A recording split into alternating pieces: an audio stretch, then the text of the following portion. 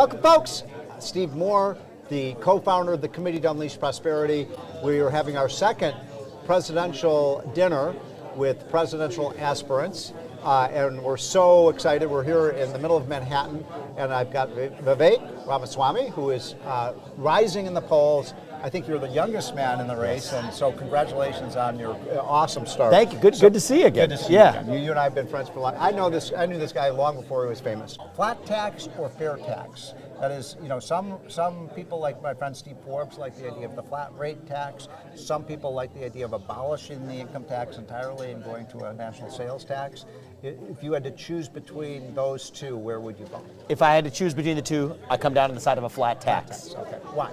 Well, it's the clearest way to stimulate the economy. Right. Lowest tax rate, keep it flat on the broadest base. That's how you actually stimulate the economy. Is that something that you will pursue? I will pursue as part of my broader pro-growth agenda. Okay, good. I'm so reassured. Okay, second. Why is the Republican Party not doing better with Asian voters, and what do we have to do to recapture Asian voters, because they should be Republican? Yes. So the Republican Party is defining itself in opposition to the left, as opposed to in affirmation of what we actually stand for. If we talk more about the value of the individual, family, nation, God, meritocracy, that's the key word for the Asian American community, merit. Put the merit back into America, the Asian and Indian American community will flock right back to our party. It used to be Asians voted a lot higher percentage for Republicans than they do. Yes. What's turning them off? I think it will change back. I think it's the absence of talking about that affirmative value. So I think they're put off by something that's antipathy towards anything, versus saying that, no, we're for merit, great.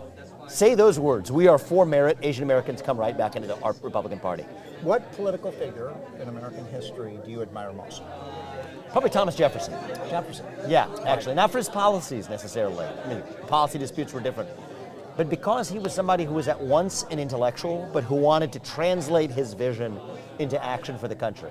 He was daring. The Lewis and Clark expeditions, right? That was bold at the time. He was somebody who, while he was writing the Declaration of Independence, needed a swivel chair, so he invented it. The swivel chair that we sit in today was literally invented by Thomas Jefferson. The Bible, the parts that spoke most to him, he put them together, cut it with like a razor and glue. That's what the Jefferson Bible is all about, the parts of the New Testament that spoke to him. So the idea of both being a visionary, but also being can-do and translating that vision to action, to me, that's part of what it means to be American. Frankly, I find almost a common cause and kinship with my old friend Thomas. And that's a great choice. He was maybe one of the most brilliant people ever walked on this earth. So I think so. Great choice. Okay. Third, what cabinet agency would you eliminate first? Education. Okay, why? No reason for the federal government to be meddling in education, and it is actually, at the cost of about $80 billion a year, it is responsible for a lot of the racial and cultural poison foisted onto local schools. That poison, the head of the snake, is the federal government, the Department of Education itself. I've said I would shut it down. Isn't that going to hurt our schools? It will not hurt our schools, because we give that money back to local communities, talk about giving it to states, even states that have school choice programs, use that to cover the gap of underfunded school choice programs. You're for school choice? Absolutely. Okay. But I'm saying that we can even go further with that if we don't have the rotting waste in the hands of the U.S. Department of Education. The other thing the Department of Education does is they tilt the scales artificially, distort choice in favor of four-year college degrees rather than in favor of one-year or two-year vocational programs. That contributes to our labor shortage today. So there's a lot of reasons, but the simplest reason is the federal government does not have anything to do with actually the administration of education. Why on earth do we have a federal bureaucracy devoted exactly to that? Okay, that's the first of many agencies I will shut down, but you asked about the first. That's a good first one. Okay, and finally, you were elected president, so it's January 21st, 2025. What are one or two or three of the first things that you will do when you enter the oath of office? On day one. Day one. Drastic reform of the administrative state. General norms of mass firings where it shouldn't exist. Work towards a goal within year one of a 50% headcount reduction of the Federal Reserve, of the federal government. Wait, 50% reduction? Yes, in year one. Of employees? Federal employees, yes. Many of them moving out of Washington, D.C. That's so the drastic reform of the administrative state. Take steps towards declaring independence from China. How do we do that? Re-enter trade relationships with other nations like Japan, South Korea, India, Vietnam, Australia, Southeast Asia. But put ourselves in a position to actually sit me across the table from Xi Jinping to say that unless you play by the same reciprocal set of rules, we will cut the cord. That will actually cause the CCP to reform its behavior. That's what I predict. That's the second thing I'll do. Finally?